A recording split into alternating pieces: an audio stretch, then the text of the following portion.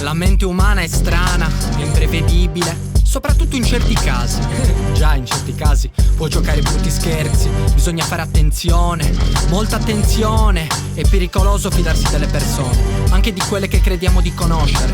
Piercarlo lo sa bene e si è accorto di questo, ma purtroppo era troppo tardi, era troppo tardi. Sembra una sera come tante, come le altre. In giro non c'è proprio nulla di interessante. Luigi non sta bene, è in astinenza da 3 giorni. Non riesce a riposare, nella testa 1000 mostri. Chiama Piercarlo, ovvero il suo migliore amico, l'unico che gli vuol bene e che non l'ha mai tradito. Si conoscono da bimbi, giocavano a calcio assieme, erano i più bravi, poi hanno preso strade diverse. Piercarlo ha continuato a giocare, gli piace studiare, giudizioso, tiene lontano il male che invece ha fregato Luigi, che si prostituisce per avere 2 spicci. Deve farsi, deve comprare una dose, le giornate gli sembrano tutte noiose. Spera che Piercarlo possa aiutarlo, ha solo lui da contattare, non gli è rimasto altro. L'errore di Piercarlo è stato fidarsi. Piercarlo ha sempre avuto fiducia negli altri. Piercarlo onesto, ma l'onestà si paga cara. Questa vita è beffarda, questa vita è troppo amara. L'errore di Piercarlo è stato fidarsi. Piercarlo ha sempre avuto fiducia negli altri. Piercarlo onesto,